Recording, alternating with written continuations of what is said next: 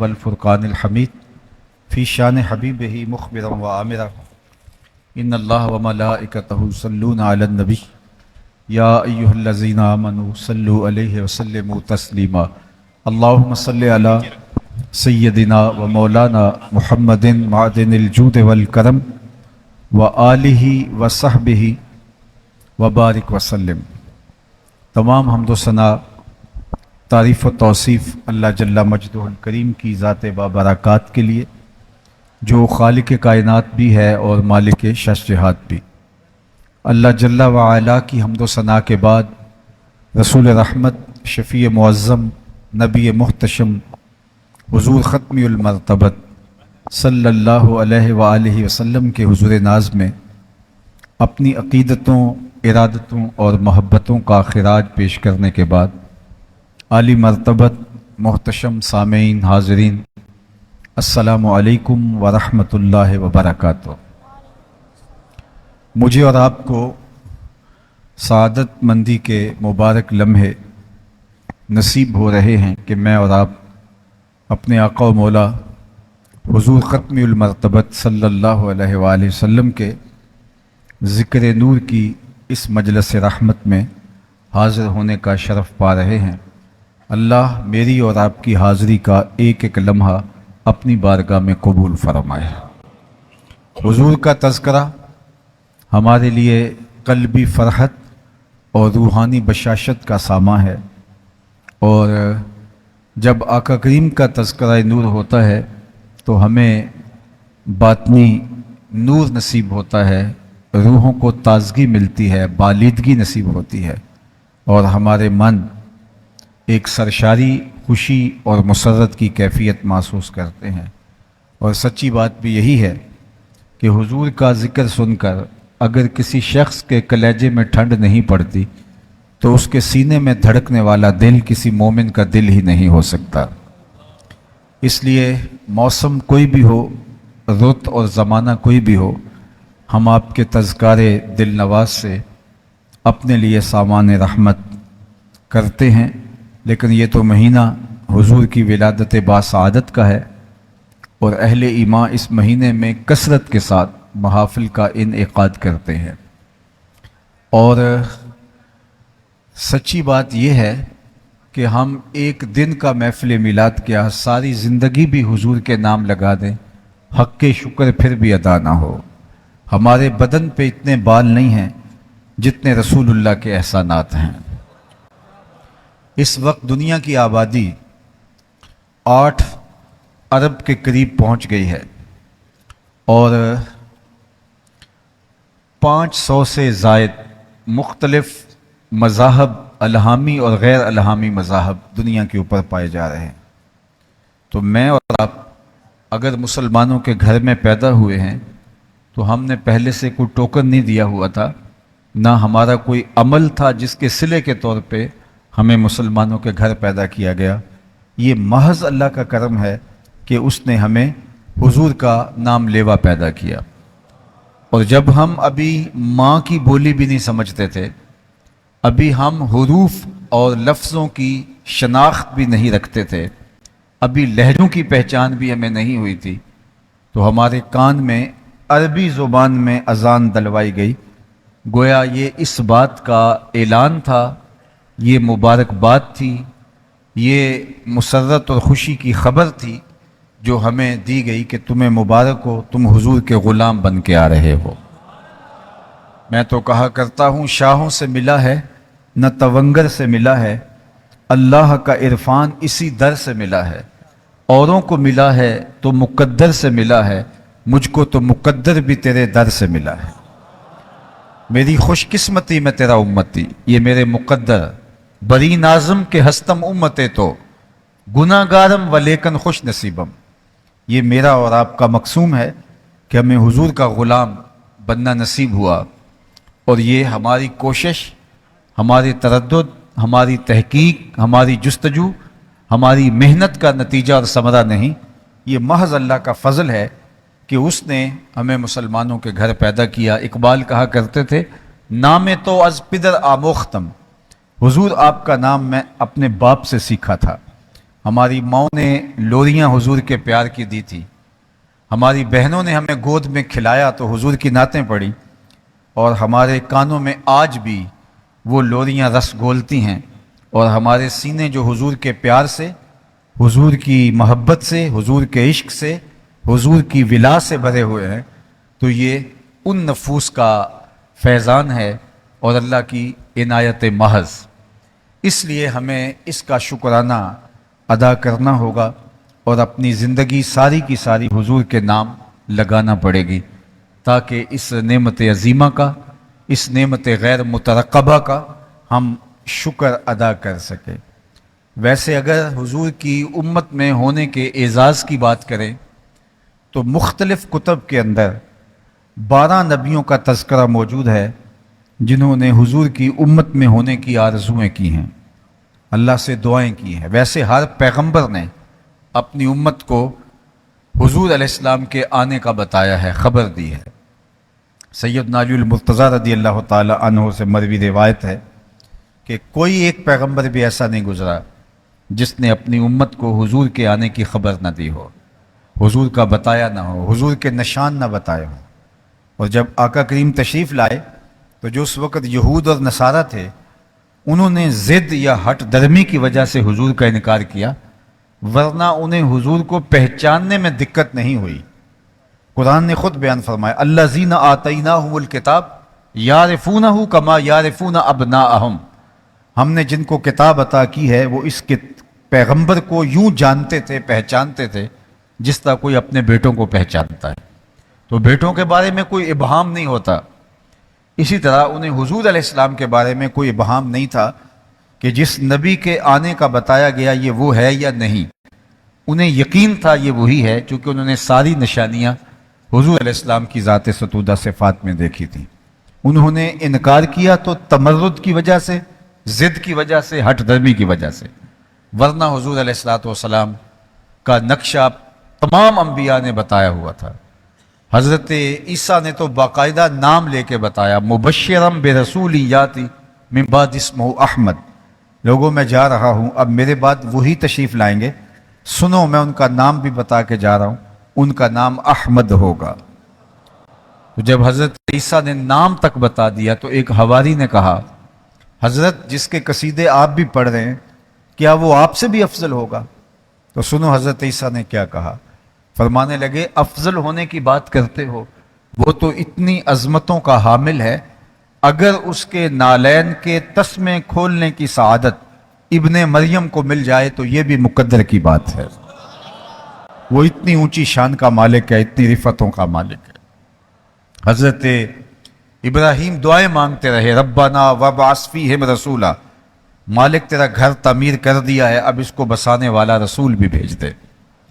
تو پیغمبروں نے آرزویں کی، تمنائیں کی، ہم نے کوئی تمنا نہیں کی۔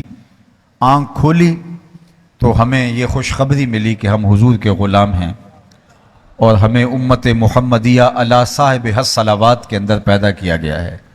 تو اس نعمت عظمیٰ کا اگر ہم ساری زندگی بھی شکرانہ ادا کرتے رہیں، سچی بات یہ ہے کہ اس نعمت کا شکر بھی ادا نہیں ہو سکتا۔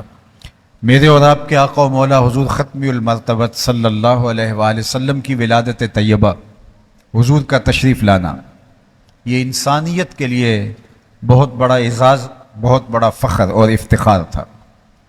چونکہ کوئی مردہ انسانیت اپنی اقدار کھو چکی تھی، اور جو انسانیت کے ہاتھوں انسانیت کا برا حال ہو رہا تھا وہ کسی سے مخفی نہیں ہے۔ انسان نے انسان کو غلام بنایا تھا، انسان نے انسان کو جور و ظلم اور جبر کی چکی میں پیس پیس کے توڑ دیا تھا۔ حقیقی باپ اپنی بیٹی کو زندہ درگور کر رہا تھا، حقیقی بھائی اپنی بیٹی کو، بہن کو کاٹ دیتا تھا کہ کل کو میرا بہنوئی نہ کہلائے۔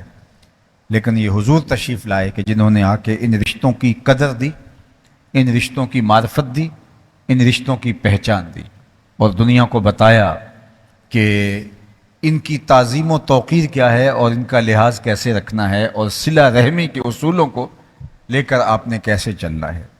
اور آج 1500 برس گزرنے کے بعد ہم دیکھتے ہیں کہ آج بھی اقدار زندہ ہیں، تو وہ اقدار کی زندگی، ان اقدار کو حیات اور زندگی کا پانی ملا، یہ حضور کی ولادت طیبہ سے نصیب ہوا ہے۔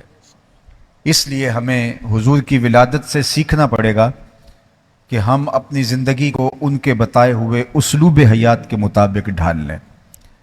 آقا کریم علیہ الصلوۃ والسلام وضو کر رہے ہیں اور صحابہ حضور کے وضو کا پانی زمین پہ نہیں گرنے دے رہے، بلکہ وہ وضو کا غسالہ نور، وہ حضور کے اعضاء کا اترا ہوا پانی ان کے ہاتھوں میں جمع ہوتا ہے اور وہ اس پانی کو اپنے چہرے پہ مل لیتے ہیں، اور جس کو وہ پانی میسر نہیں آتا وہ کسی صحابی کے گیلے ہاتھوں سے ہاتھ رگڑ کے اپنے چہروں پہ مل لیتے ہیں۔ یہ عجیب محبت کا ایک رنگ ہے اور عجیب خوبصورت انداز تھا جو صحابہ کے ہاں پایا جاتا ہے۔ تو آقا کریم نے جب صحابہ کی اس محبت کو دیکھا تو فرمایا ما یحملکم علی ھذا، صحابہ تمہیں کس بات نے اس چیز پہ ابھارا ہے کہ میرے وضو کے پانی کو زمین پر نہیں گرنے دیتے؟ یعنی میں تو اس کا تمہیں حکم نہیں دیا، ساری چیزوں کا حکم نہیں دیا جاتا، کچھ محبت کے اپنے تقاضے ہوتے ہیں۔ محبت محبوب کی تعظیم و توقیر اور محبوب کے آداب کو بجا لانے کے رنگ خود تراشتی ہے۔ صلح حدیبیہ کے موقع پر بھی ایسا ہوا کہ حضور کے صحابہ وضو کا پانی زمین پہ نہیں گرنے دے رہے، اور یہاں بھی ایسا ہوا۔ تو آقا کریم نے فرمایا ما یحملکم علی ھذا، کہ تمہیں اس بات پر کس نے ابھارا ہے کہ میرے وضو کے پانی کو تم زمین پر نہیں جانے دے رہے جبکہ میں نے تمہیں اس کا حکم صادر نہیں کیا؟ تو انہوں نے جو جواب دیا وہ سنیے۔ انہوں نے کہا حب اللہ و رسولہ، اللہ اور اس کے رسول کی محبت نے ہمیں اس بات پہ ابھارا ہے کہ ہم آپ کے وضو کا غسالہ، وضو کا اترا ہوا پانی زمین پر نہ گرنے دیں۔ اللہ اکبر! بلکہ آپ صحابہ کی اگر محبت دیکھیں تو حضور کا لعاب بھی وہ زمین پہ نہیں گرنے دیتے تھے۔ آپ نے محبت کی لوک داستانیں سنی ہوں گی، لیکن آج تک آپ نے نہیں سنا ہوگا کسی محب نے اپنے محبوب کا لعاب اپنے ہاتھوں پہ لیا ہو، لیکن اللہ کے محبوب صلی اللہ علیہ وسلم کا لعاب بھی صحابہ نے اپنے ہاتھوں پہ لیا۔ میں ایک دفعہ یہ روایت بیان کہیں کی تو بعد میں مجھے کسی صاحب نے کہا کہ آپ یہ کیا بیان کر رہے ہیں، حضور کا لعاب جو ہے تو صحابہ وہ ہاتھوں پہ لے لیتے تھے، جبکہ ہم تو اس بات میں کسی کا لعاب اپنے ہاتھوں پہ لینا اس میں کراہت محسوس کرتے ہیں۔ تو میں نے کہا کہ میں دلیل اور استدلال کا جو انداز ہے وہ تو اختیار نہیں کرتا، لیکن اگر آپ سمجھ پاؤ تو لوگوں میں فرق ہوتا ہے، اور اس کی تمثیل میں دینا چاہوں گا کہ عام مکھی جو ہوتی ہے جب وہ کوئی چیز لیتی ہے اور دوبارہ جب وہ اگلتی ہے تو وہ وبا بنتی ہے، بیماری کا سبب بنتا ہے، لیکن انہی کی ہم شکل ایک مکھی شہد کی مکھی ہے، اور وہ جب رس چوس کے منہ میں لیتی ہے، جب دوبارہ اگلتی ہے تو وہ پھر شہد اور شفا بنتا ہے۔ تو میں نے کہا اللہ نے مکھیوں کو ایک دوسرے سے مختلف بنایا ہے، ایک مکھی کا اگال جو ہے وہ وبا ہے اور دوسری مکھی کا پھینکا ہوا لعاب جو ہے وہ شفا بنتا ہے۔ تو میں نے کہا میرا اور آپ کا لعاب جو ہے یہ قابل کراہت ہے، لیکن جو سراپا نور ہیں، جب حضور کا لعاب گرتا ہے حضرت جابر کی ہنڈیا میں تو اس میں برکت آ جاتی ہے، اور کھارے کنویں میں گرتا ہے تو اس میں پانی اوپر اٹھاتا ہے، اور حضرت قتادہ کی آنکھ میں لگتا ہے تو حضرت قتادہ کی آنکھوں میں نور اتر آتا ہے، اور کسی صحابی کی پنڈلی پہ لگتا ہے تو اس کی پنڈلی جڑ جاتی ہے۔ اور یہ لعاب نور جب صحابہ اپنے ہاتھوں پہ لیتے ہیں تو یہ شہد سے میٹھا اور کستوری سے زیادہ خوشبودار ہے۔ بلکہ ایک دن حضور نے پچھنے لگوائے تو لگن میں خون جمع ہوا، تو ایک صحابی سے کہا جاؤ اس کو ایسی جگہ ٹھکانے لگاؤ جہاں کسی کے قدم نہ پڑیں۔ تو وہ گئے اور ایک پتھر کی اوٹ میں بیٹھ کے حضور کا وہ پچنوں کا خون جو تھا نوش جاں کر دیا۔ تو جب واپس پلٹے تو حضور نے فرمایا کہ ٹھکانے لگائے؟ جی حضور ایسی جگہ جہاں کسی کے قدم نہیں پہنچ پائیں گے۔ تو آقا کریم مسکرا کے بولے لا اللہ کا شربتا، شاید تم نے پی لیا ہے۔ کالا نام، جی حضور میں نے کہا میرے خون میں حضور کا خون شامل ہو جائے۔ تو اس سے بڑھ کے کیا اعزاز ہوگا؟ تو آقا کریم نے فرمایا یا غلام قد حررتا نفسک من النار، اے بیٹے تم نے اپنے آپ کو آتش دوزخ سے بچا لیا ہے۔ اب حضور علیہ السلام کا لعاب، حضور علیہ السلام کا یہ میری بات سنیں، تھوڑا سا صبر کریں۔ یہ جلسے کا اور تقریب کا فرق ہوتا ہے۔ کوئی جلوس ہو تو اس میں نعروں کا ذوق اپنا ہوتا ہے، لیکن یہ سنجیدگی سے سننے والی باتیں، اس کو سنجیدگی کے ساتھ ہی سنیں گے تو بہتر ہوگا۔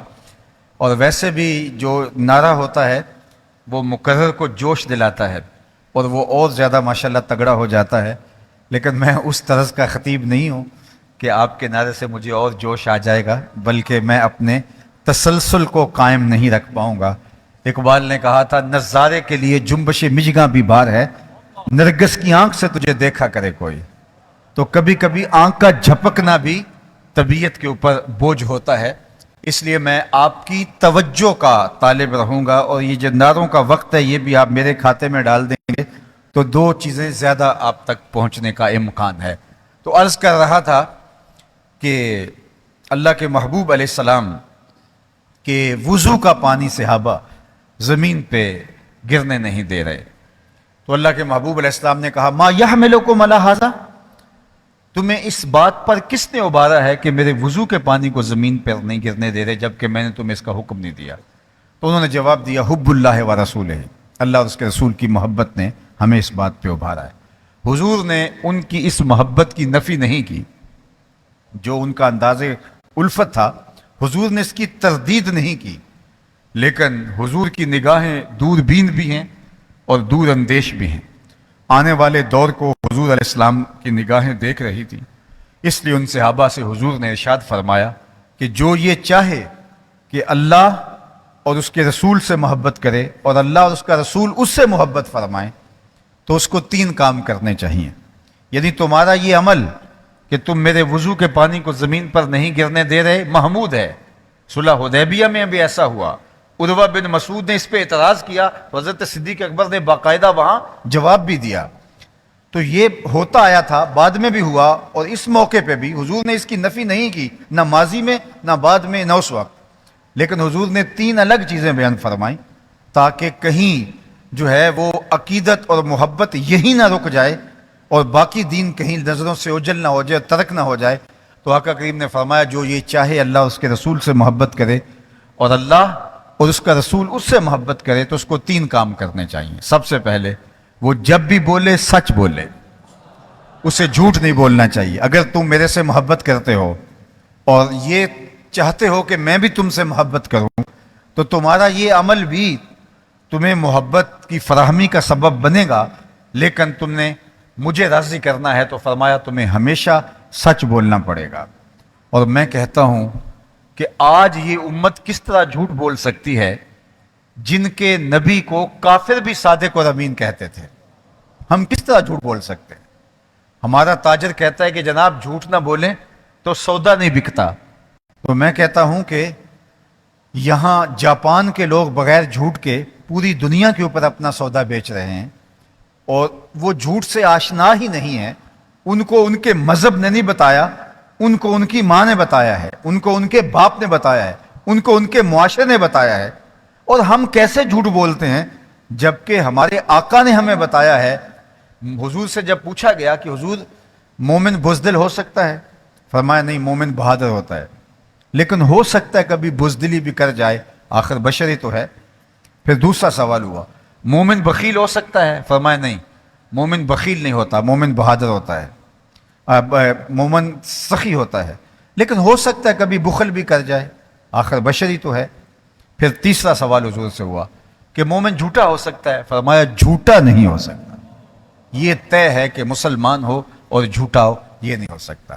اب مجھے اور آپ کو ذرا اپنے اندر اتر کے دیکھنا ہوگا کہ کیا ہماری زندگی میں کہیں جھوٹ تو موجود نہیں ہے، اور اگر جھوٹ ہماری زندگی میں ہے تو الٹی چھلانگیں بھی لگا لیں کبھی سکون نہیں مل سکتا۔ زندگی میں جھوٹ ہے تو دولت کے انبار بھی اکٹھے کر لیں کبھی طمانینت نہیں مل سکتی، کبھی سکون نہیں مل سکتا۔ عالی منصب کے اوپر فائز المرام بھی ہو جائیں، لیکن اگر جھوٹ زندگی کے اندر ہے تو کبھی سکون نہیں مل سکتا، چونکہ اللہ کے محبوب علیہ السلام کا سچا فرمان ہے، الصدق طمانینہ والکذب ریبہ، سچ طمانیت قلب کا ساما ہے اور جھوٹ بے چینی کا سبب اور ذریعہ ہے۔ اگر آپ جھوٹ بول کے کسی کو دھوکہ دینے میں کامیاب بھی ہو جاتے ہیں، کسی کا مال ہتھیانے میں کامیاب بھی ہو جاتے ہیں، جھوٹ بول کے کسی مشکل سے بچ بھی جاتے ہیں، لیکن آپ کی بے چینی ختم نہیں ہوگی، اور سچ بول کے آپ نقصان بھی کر بیٹھتے ہیں، سچ بول کے آپ کسی مصیبت میں پھنس جاتے ہیں، سچ بول کے آپ کوئی چیز کھو بھی دیتے ہیں، لیکن آپ کو سکون قلب نصیب رہے گا سچ کی برکت سے۔ اس لیے ہمارے دین نے ہمیں سچ بولنے کی تلقین کی اور سچ پر ہی قائم رہنے کا حکم دیا۔ اللہ کے محبوب نے ایک دن صحابہ سے مخاطبت کرتے ہوئے فرمایا، الا انبئکم باکبر الکبائر، میں تمہیں بڑے بڑے گناہوں کی خبر نہ دے دوں؟ یعنی کبیرہ گناہ تو کبیرہ ہیں ہی، ان کبیرہ میں سے بھی جو آگے کبیرہ ہیں اکبر الکبائر ہے، فرمایا ان کی خبر نہ دوں؟ تو صحابہ نے کہا بلا، کیوں نہیں حضور، ارشاد فرمائیے۔ تو آقا کریم نے فرمایا الاشراک باللہ، سب سے بڑا گناہ، کبیرہ گناہوں میں بھی جو سر فہرست ہے وہ اللہ کے ساتھ کسی کو شریک ٹھہرانا ہے۔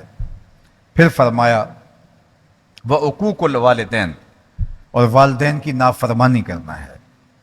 وجلس وکانا متکئا، حضور تکیہ لگائے، ٹیک لگائے بیٹھے تھے، حضور نے مضمون کی اہمیت کے پیش نظر تکیہ چھوڑ دیا، اور آقا کریم نے فرمایا الا وقول الزور، الا وقول الزور، الا وقول الزور، سن لو، تیسرا بڑا گناہ جھوٹ بولنا ہے، جھوٹ بولنا ہے، جھوٹ بولنا ہے۔ حضور بار بار بیان کیے جا رہے تھے، صحابہ کہتے ہیں کہ حضور اس قدر بیان کر رہے تھے کہ ہم آرزو کر رہے تھے کہ حضور اگر سکوت اختیار فرما لیں۔ حضور اپنے آپ کو مشقت میں ڈال لیا ہماری بھلائی کے لیے، اور بار بار حضور فرمائے جا رہے تھے سن لو، وہ جھوٹ بولنا ہے، وہ جھوٹ بولنا ہے، وہ جھوٹ بولنا ہے، وہ جھوٹ بولنا ہے۔ تو ہم کہتے لیتہ سکتا، کاش کہ حضور علیہ السلام خاموش ہو جائیں، حضور سکوت اختیار فرما لیں، لیکن حضور نے ایک تو اس کے لیے ٹیک چھوڑی، یہ تیسری بات بیان کرنے کے لیے، اور دوسرا اللہ کے محبوب بار بار اس کا تکرار کر رہے تھے۔ تو اب مجھے بتائیے کہ جب جھوٹ بولا جاتا ہے تو کس قدر حضور علیہ السلام کے لیے تکلیف کا سبب ہے اور حضور کے لیے اذیت کا ذریعہ ہے۔ حضور کے میلاد میں آنے والوں، جھوٹ کے ساتھ ہمارا کوئی تعلق نہیں ہونا چاہیے، ہمیں سچ کے ساتھ جڑنا ہوگا، سچ ہماری زندگی کا سرمایہ حیات بنے۔ اور ایک حدیث پاک میں آتا ہے کہ جب کوئی شخص جھوٹ بولتا ہے تو اس کے منہ سے بدبو نکلتی ہے، جو عام لوگ تو محسوس نہیں کر پاتے، لیکن اللہ کے نورانی فرشتے جو گھروں میں رحمتیں لے کے آتے ہیں، وہ فرشتے اس بدبو کو محسوس کرتے ہیں اور 1 میل پیچھے ہٹ جاتے ہیں۔ اب مجھے بتائیے، جس گھر میں باپ بھی جھوٹ بولے، ماں بھی جھوٹ بولے، بیٹے بیٹیاں بھی جھوٹ بولیں، بہویں بھی جھوٹ بولیں، صبح و شام دوپہر جھوٹ بولیں، وہاں سے تو تعفن اور بدبو کے بھبوکے اٹھ رہے ہوں گے، اور فرشتے تو کتنے میل دور جا چکے ہوں گے۔ یہ کون سے فرشتے ہیں؟ جو روزانہ ہمارے حصے کی رحمتیں لے کے ہمارے گھر دینے آتے ہو۔ یہ وہ فرشتے ہیں جو رحمت کی ڈلیوری ہمیں پہنچانے آتے ہیں، رحمت کا ہمارے نام کا جو پارسل ہے وہ روزانہ ہمارے گھر میں دینے آ رہے ہوتے ہیں، لیکن بدبو اور تعفن کی وجہ سے اس قدر عفونت گلیوں بازاروں سے اٹھ رہی ہوتی ہے کہ وہ شہر سے باہر کھڑے ہوتے ہیں، اندر آ نہیں پاتے، اور ہم انہیں موقع ہی نہیں فراہم کرتے، صبح و شام دوپہر جھوٹ بولتے، وہ بدبو کم ہی نہیں ہونے کا نام لیتی، اور وہ باہر کھڑے ہمارے حصے کی رحمتیں لیے۔ دولت کی کثرت، مال کے انبار، منصب، عہدہ، آسودگیاں، ہر طرح کی چیزیں میسر ہونے کے باوجود ہم بے سکون ہوتے ہیں، اس لیے کہ جو ہمارے حصے کی رحمتیں ہیں وہ رحمتیں شہر سے باہر ہیں، وہ فرشتے لیے کھڑے ہیں، آگے بڑھ نہیں رہے عفونت کی وجہ سے، اور ہم نے سمجھا شاید کسی نے تعویذ ڈال دیے، کسی نے ٹونا کر دیا، کسی نے جادو کر دیا۔ اب ہم بھاگے عاملوں کے پاس، اور وہ تو ٹھیا لگا کے بیٹھے اسی کام کے لیے ہے۔ اس نے کہا کہ جناب تم تو وقت پہ آگے ہو، ورنہ یہ تعویذ چل جانے تھے اور تمہارا کچھ نہیں رہنا تھا، اب اتنے منگل آنا پڑے گا، اتنے بدھ آنا پڑے گا، یا اتنے اتوار آنا پڑے گا، جو بھی اس نے نظم بنایا ہوا ہے، اور میں نے دیکھا ہے سنجیدہ سنجیدہ خاندانوں کے لوگ بلکہ خواتین جا کے ایسے جاہلوں کے ڈیروں کے اوپر چوکیاں بھر رہے ہوتے ہیں. وہ ایسا شخص ہوتا ہے کہ جس کو وضو بھی نہیں آتا اور وہ جو ہے وہ اخلاقیات کے اعتبار سے گرا ترین شخص ہوتا ہے, اور وہاں جا کے لوگ اپنے دردوں کا اور دکھوں کا مداوع کروانے گئے ہوتے ہیں, اور جھوٹ بولنے کی وجہ سے رحمتیں روٹھ گئیں. پھر مزید نحوست کے ایسے ناپاک لوگوں کے پاس جا کے بیٹھنا پڑا, اور وہ الٹا ان کا مال بھی لوٹ رہے ہیں اور ان کو ذوف الاعتقادی کے مرض میں مبتلا بھی کر رہے ہیں. اگر ہماری زندگیوں میں سچ اتر آتا ہے, سچائی آ جاتی ہے, تو ہمیں اللہ کی رحمتوں کے وہ انبار نصیب ہوتے ہیں کہ ہمارے گھر میں بھی اجالے ہوں گے, ہماری زندگی میں بھی اجالے ہوں گے, ہماری روحوں میں بھی اجالے ہوں گے, اور ہماری آخرت بھی اجلی اور نور و نلا نور ہوگی. تو اللہ کے محبوب نے فرمایا جو یہ چاہے کہ اللہ اس کا رسول اس سے راضی ہو اور اللہ اس کے رسول کی رضا اور محبت پالے, تو فرمایا اس کو سب سے پہلے یہ کام کرنا ہوگا کہ اس نے یہ عہد کرنا ہوگا کہ زندگی میں اس نے کبھی جھوٹ نہیں بولنا. اللہ اکبر. دوسری بات جو حضور نے ارشاد فرمائی کہ اگر تم چاہو اللہ اس کے رسول سے محبت کرنا اور اللہ اس کا رسول تم سے محبت کرے, یہ تم چاہو, تو تمہیں دوسرا کام یہ کرنا ہوگا کہ امانت میں خیانت نہیں کرنی ہوگی. اللہ اکبر. وہ چاہے قرض کی صورت میں کسی نے آپ کے پاس کچھ مال رکھا ہے تو اس کو لٹانا ہوگا. یہ نہیں ہے کہ جس نے قرض دیا پھر اس کے لیے دعائیں مانگنے لگ جائیں کہ یہ فوت ہی ہو جائے, اور جو ہے وہ قرض خواہ کو دلیلیں دینی پڑتی ہے کہ مجھے ضرورت ہے اس لیے تم سے مانگ رہا ہوں, اور یہ اس کا فون نہیں اٹھا رہا ہوتا. لوگوں کی زمینیں ہڑپ کر جانا, لوگوں کی جائیدادیں ہڑپ کر جانا, دیوار رکھتے ہوئے ہمسائے کے 2 انچ دبا لینا, یہ فن نہیں ہے, یہ اپنی آخرت کو برباد کرنے کے مترادف ہے. یہ بات ذہن میں رکھیے. جس نے ایک بالشت زمین کسی کی قبضے میں کر لی, یعنی صرف ایک بالشت, قیامت کے دن 7 زمینوں کا توق بنا کے اس کے گلے میں ڈال دیا جائے گا. کون ہے اس کا بوجھ اٹھانے والا؟ اور آج تو اگر ہم پھنس گئے تو آج تو کوئی کسی کو راضی کر لیں گے, کسی کو واپسی بھی کر دیں گے. اس دن تو کوئی ہمارے ساتھ نہ زمینیں ہوں گی نہ جائیدادیں ہوں گی, کچھ بھی نہیں ہوگا. اس وقت کا سکہ رائج الوقت ہوگا عمل دے کے جو ہے وہ یہ سکہ چل رہا ہوگا, عمل دے کے جان چھڑانی ہوگی. اور اگر عمل دے کے بھی جان نہ چھوٹ رہی ہوگی تو اس کے برے اعمال اپنے ذمہ لینے پڑیں گے. اور مجھے بتائیے کہ کیا کوئی ہمارے اتنے عمل ہیں کہ ہم جو کر چکے ہیں عمل دے کے ہم چھوٹ کے پھر بھی جنت میں چلے جائیں گے؟ جس نے کسی کے 3 پیسے دینے ہوئے, 3 پیسے, سنیے غور سے, شاید یہ کوئی اتنی پاپولر تقریر نہیں ہے لیکن پھر بھی اس کو سنیے, بھلے کی بات ہے, شاید کسی ایک کے دل میں میری بات اتر جائے. جس نے کسی کے 3 پیسے دینے ہوئے, کل قیامت کے دن اس کے بدلے میں 700 نمازیں جو جماعت کے ساتھ پڑھی ہوں گی وہ دے کر جان چھوٹے گی, صرف 3 پیسوں کے عوض میں. اور میں ایک دن حساب کر رہا تھا کہ اگر کسی نے کسی کے 2 سے 3 ہزار روپے دینے ہوئے تو ساری زندگی کی نمازیں, حج, عمرے سب چلے جائیں گے, پھر بھی جان نہیں چھوٹے گی. اور ہم تو اتنے ڈھیر گناہوں کے اور حقوق العباد کے غصب کے اکٹھے کر چکے ہیں, تو کس طرح جان چھوٹے گی؟ اس لیے فرمایا کہ امانت میں خیانت نہ کرے جو یہ چاہتا ہے اللہ اور اس کے رسول کی محبت پائے. میں آپ سے کہتا ہوں کہ ہمارا دین تو اتنا حساس ہے کہ جب کوئی شخص آپ سے بات کرے اور بات کرتے ہوئے وہ دائیں بائیں دیکھے, یعنی آپ سے کوئی بات کر رہا ہے اور بات کرتے کرتے وہ دائیں بائیں دیکھتا ہے, تو اس کا مطلب ہے کہ وہ یہ چاہتا ہے کہ یہ بات کوئی اور نہ سنے. تو ہمارا دین ہمیں تعلیم دیتا ہے کہ اس بات کو ساری زندگی آپ راز رکھیں گے, اس لیے کہ اس نے بطور امانت وہ بات آپ کو دی.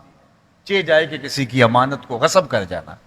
اور میرے اور آپ کے آقا و مولا جن پہ ہم درود پڑھتے ہیں اور جن کے میلاد میں ہم بیٹھے ہیں, ان کی شان کا عالم یہ ہے کہ کافروں نے حضور کے گھر کا گھیرا کیا ہوا ہے اور حضور کو شہید کرنے کے درپے ہیں اور پورا منصوبہ بنایا ہے ہجرت کی رات.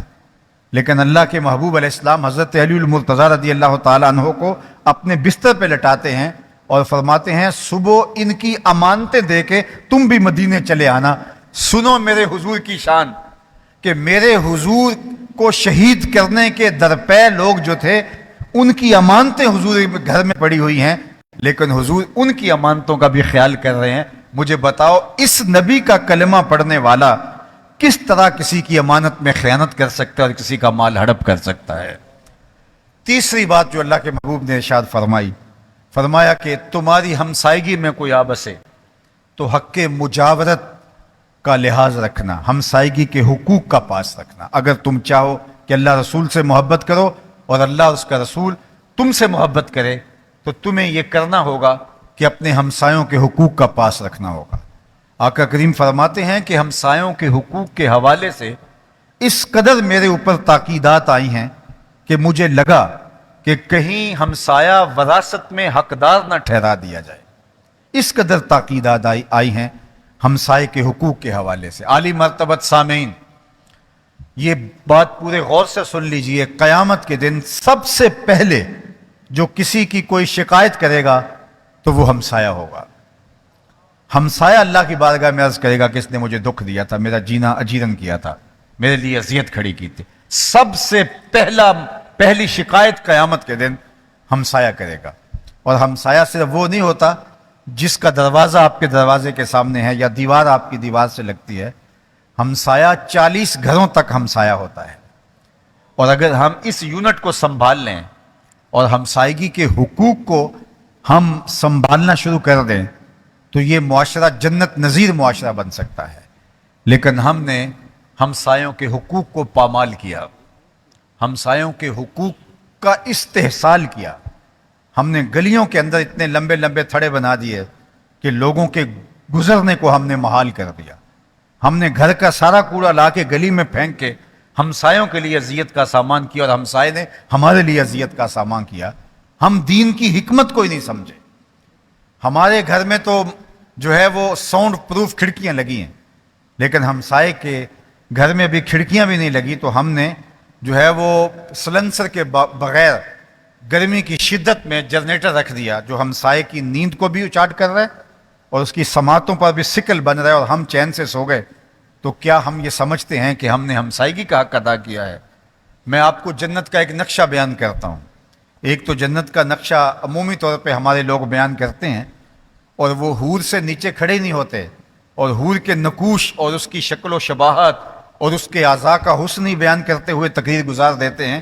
لیکن جنت کا یہ نقشہ بھی سنیے، یہ بھی نقشہ قرآن نے بیان کیا ہے. لا یسمعون فیہا لغوا ولا تاثیما. جنت وہ عالی مرتبت مقام ہے جہاں آپ کو سننے کے لیے بھی کوئی ایسی بات نہیں ملے گی جو آپ کے کانوں پر بوجھ ہو، جو آپ کی طبیعت پر شاق ہو. یعنی ایسا پرسکون ماحول ہوگا. تو کیا یہ پرسکون ماحول ہم اپنے ہمسایوں کے لیے، اپنی معاشرت کے لیے، اپنی قوم کے لیے، اپنے اطراف میں بسنے والوں کے لیے پیدا نہیں کر سکتے؟ اس دنیا کو جنت بنائیں گے تو آخرت کی جنت کے طالب بنیں، لیکن لوگوں کے لیے اس دنیا کو جہنم بنا کے اور ہم چاہیں کہ آخرت کی جنت کے طالب بن جائیں تو میاں یہ تم دین کو سمجھنے میں غلطی کھا رہے ہو کہ لوگوں کے لیے دنیا کو جہنم کدہ بنایا ہے اور خود جنت میں جانے کی آرزو کرتے ہیں. اگر جنت میں جانے کی تمنا ہے تو لوگوں کے لیے اس دنیا کو، اس خاکدان گیتی کو جنت بنانا پڑے گا. لوگوں کے لیے آسانیاں پیدا کرنی ہوگی، لوگوں کے لیے راحتیں پیدا کرنی ہوگی، لوگوں کے لیے سکون پیدا کرنا ہوگا، لوگوں کے لیے زندگی کو اذیت نہیں بننے دینا، لوگوں کے لیے دنیا کی زندگی کو راحت کدہ بنانا ہے، آسانیاں پیدا کرنی ہے. یہ تو ہماری نجی زندگیاں ہیں. میرے اور آپ کے آقا و مولا جب لوگوں کو نماز پڑھاتے تو حضور اپنی نماز کو لمبا نہیں کرتے تھے کہ جو کمزور لوگ ہیں یا خواتین ہیں ان کو کھڑے ہونے میں دقت ہوگی تو حضور قرات مختصر کرتے. حضرت جابر بن سمرہ رضی اللہ تعالیٰ عنہ فرماتے کنت اصلی مع النبی صلی اللہ علیہ وآلہ وسلم فکانت صلاتہ قصدا وخطبتہ قصدا. میں حضور کے پیچھے نماز پڑھتا تھا، حضور کی نماز بھی لمبی نہیں ہوتی تھی، حضور کا خطبہ بھی لمبا نہیں ہوتا تھا. اور اس مختصر نماز میں بھی بعض اوقات خواتین کے ساتھ اس کے بچے آئے ہوتے اور وہ بچہ رونے لگتا تو ماں کا دل نماز میں بے چین ہو جاتا. اللہ کے محبوب قرات کو مختصر کر دیتے اس خاتون کی دل جوئی کے لیے. یہ ہمارے سمجھنے کے لیے، دین کے فہم کے لیے بڑی اہم شے ہے. ہاں اکیلے جب نماز پڑھتے حضور تو پھر اتنا لمبا قیام، رکوع اور اتنے لمبے سجدے کرتے حتیٰ تتورم قدمہ ہو حضور کے مبارک قدموں پر سوجن آ جاتی اور میرا رب رب ہو کے کہتا اے چادر اوڑھنے والے ساری رات جاگا نہ کر کبھی سو بھی لیا کر. تو اکیلے نماز پڑھتے تو حضور کا عالم یہ ہوتا کہ لمبی قرات اور لمبے سجدے، لیکن جب لوگوں کو ساتھ لے کے چلنا ہوتا تو لوگوں کے لیے سہولت پیدا کرتے. تو حالت نماز کے اندر بھی لوگوں کے لیے سہولت پیدا کی جائے اور ہم لوگوں کے لیے اذیت کا سامان کریں. میں تو اپنے دوستوں کو کہا کرتا ہوں اگر مسجد کے قریب بکنے والے مکان کی قیمت کم ہے تو یہ مولوی صاحب کو سوچنا چاہیے. اگر مسجد کے قریب بکنے والے مکان کی قیمت باقی مکانوں کی نسبت کم ہے تو پھر یہ مولوی صاحب کو سوچنا چاہیے کہ یہ کیوں ہے. تو ہمیں ایسا دین پیش کرنا ہے جو حضور لے کر آئے.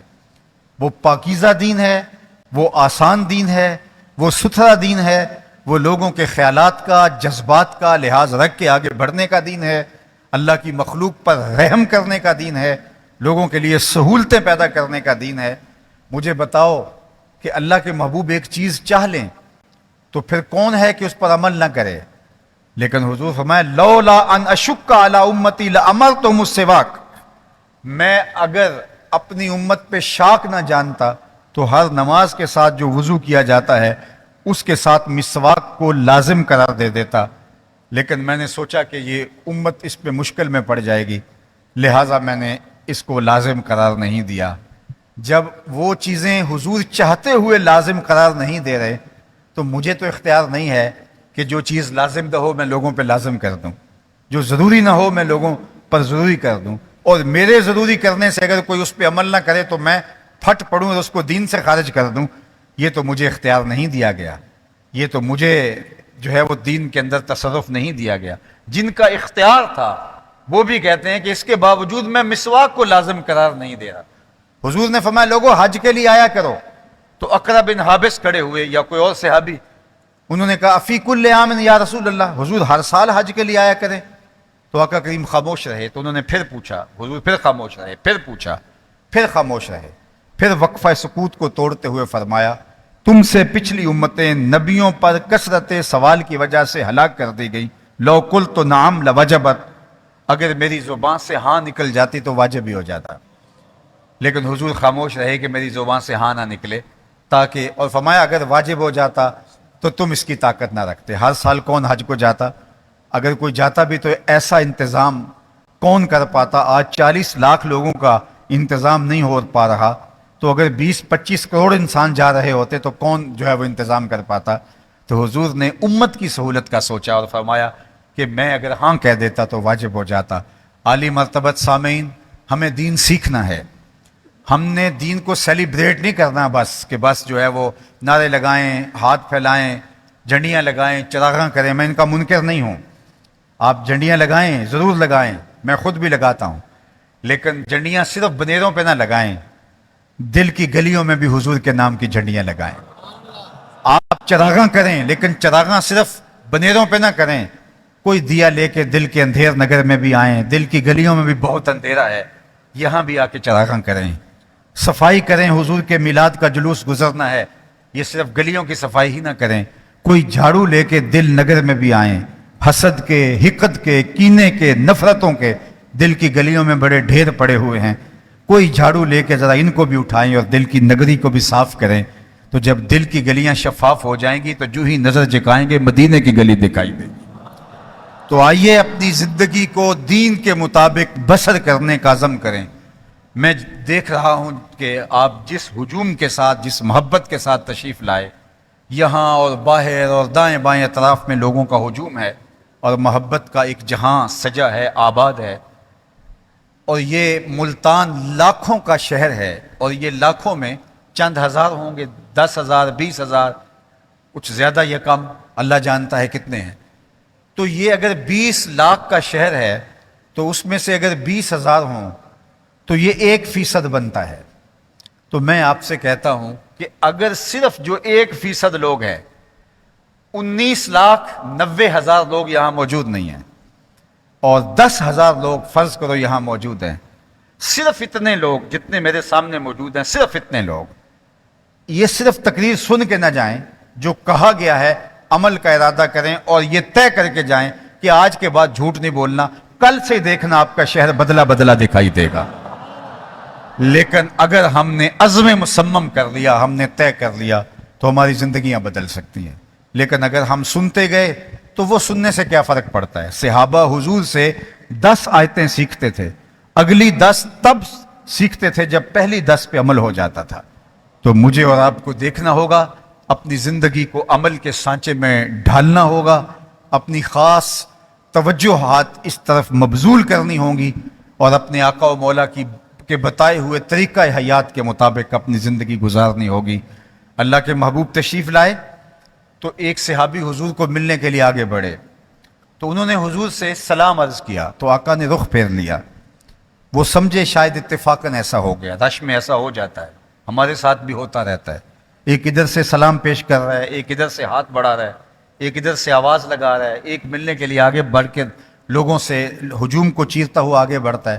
ادھر دیکھیں تو یہ نظر انداز ہو جاتا ہے، ادھر دیکھیں وہ نظر انداز ہو جاتا ہے. تو جو سمجھدار اور سنجیدہ لوگ ہیں وہ سمجھتے ہیں کہ رش کے اندر ایسا ہی ہوتا ہے، اور وہ ناراض نہیں ہوتے. لیکن کوئی کٹھور مزاج کے ہوں تو وہ ناراض بھی ہو جاتے ہیں، ڈوٹ بھی جاتے ہیں کہ جو وہ ہماری طرف التفات نہیں ہوا. اب وہ صحابی تھے، وہ سمجھے کہ حضور اتنے لوگوں کے ہجوم میں ہیں، تو میں نے حضور سے سلام عرض کرنا چاہا تو حضور نے جواب نہیں دیا، تو ہو سکتا ہے کہ کوئی رش کی وجہ سے ایسا ہو گیا ہو. تو جدھر حضور نے رخ پھیرا تو وہ ادھر جا کے حضور کو سلام کرتا ہے.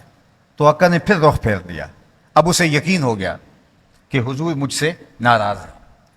اور ہم کیا کرتے ہیں، اگر ہمیں پتہ چل جائے کہ ہمارے بڑے استاد، والد، بزرگ، پیر، مرشد، مربی، ہمارے شیخ، ہمارے والد ہم سے ناراض ہیں، تو ہمیں ناراضگی کی وجہ معلوم نہ ہو تو ہم خود ناراض ہو جاتے ہیں. لیکن وہ صحابی باقی صحابہ سے پوچھتا پھر رہا ہے کہ حضور مجھ سے ناراض لگ رہے ہیں، مجھے سمجھ نہیں ہے، ایک لمبے سفر کے بعد، ایک مدت کے بعد آیا ہوں، تو مجھے سمجھ نہیں کیا وجہ ہے، تم بتا سکتے ہو کہ حضور ناراض کیوں ہیں؟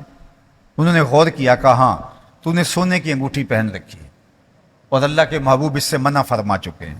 اس کو آتش دوزخ کا انگارہ قرار دیا اور امت کے مردوں کے لیے حرام کر دیا گیا. یہ عورتوں کا گہنا ہے، مرد نہیں پہن سکتے. شاید حضور کی ناراضگی کا سبب یہ ہو. انہوں نے کہا مجھے بھی یہی لگتا ہے. آگے بڑھے، انگوٹھی اتاری اور حضور کو پیش کرتے ہوئے کہا حضور اس وجہ سے ناراض ہیں؟ یہ رہی. آقا کریم نے انگوٹھی پکڑی اور یوں پھینک دی. بات ختم ہو گئی. ناراضگی کا سبب بھی یہی تھا. بیٹھ گیا، مجلس برپا ہو گئی. جب مجلس اختتام کو پہنچی، لوگ واپس پلٹنے لگے تو یہ بھی جانے لگا. تو کسی نے اشارہ دیا، صاحب وہ انگوٹھی تو اٹھا لو، تم تو نہیں پہن سکتے، تمہاری بیوی تو پہن سکتی ہے، قیمتی دھات ہے، اٹھا لو. تو صحابی نے کیا جواب دیا سنیے. اس نے کہا واللہ لا آخذہ وقد طرحہ رسول اللہ صلی اللہ علیہ وآلہ وسلم. اس نے کہا اللہ کی قسم اس انگوٹھی کو میں کبھی نہیں اٹھاؤں گا جس کو میرے حضور نے پھینک دیا ہے. اس نے کہا پڑی رہے، سونا ہے، چاندی ہے، لال ہے، ہیرا ہے، پکھراج ہے، موتی ہے، نیلے میں کچھ بھی ہے، پڑا رہے، نہیں اٹھاؤں گا. جس کو میرے حضور نے پھینک دیا ہے اس کو میں کیسے اٹھا سکتا ہوں؟ عالی مرتبت سامعین، ہمیں سوچنا پڑے گا کہ ہم کوئی ایسی عادت تو نہیں اٹھائے پھر رہے جس کو حضور نے پھینک دیا، کوئی ایسا رویہ تو نہیں اٹھائے پھر رہے جس کو حضور نے پھینک دیا، کوئی ایسا لہجہ تو نہیں اٹھائے پھر رہے جس کو حضور نے پھینک دیا، کچھ ایسی دوستی تو نہیں اٹھائے پھر رہے جس کو حضور نے پھینک دیا، کوئی ایسا کاروبار تو نہیں اٹھائے پھر رہے جس کو حضور نے پھینک دیا. آؤ میں اور آپ اپنی زندگی پہ غور کریں اور آج کے اس اجتماع سے سبق لے کے واپس پلٹیں اور اپنی زندگی حضور کی سیرت کے سانچے میں ڈھال دیں اور اپنی زندگی کا ایک ایک لمحہ ان کے بتائے ہوئے طریقے کے مطابق گزاریں.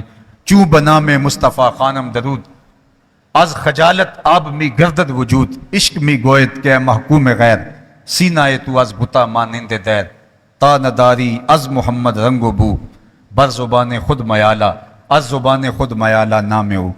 اور اس کا ترجمہ یوں سمجھ سکتے ہیں آپ، یاری لا تو پاک نبی سنگ، اے پر پوری یاری، پھر درود قبول ہے تیرا لکھ نہ لوں ایک واری. اللہ اس مسجد کو قیامت تک آباد رکھے. ہمارے رائل آرچرڈ کی انتظامیہ نے جس خوبصورتی کے ساتھ آج کے اجتماع کا انعقاد کیا اور جس طرح ہجوم عاشقاں ہے، محبتوں کا یہ منظرنامہ ہے، اللہ تعالیٰ جل شانہ اس سوسائٹی کے ذمہ داران کو، یہاں کے رہائشیوں کو اپنی خاص پناہ عطا فرمائے.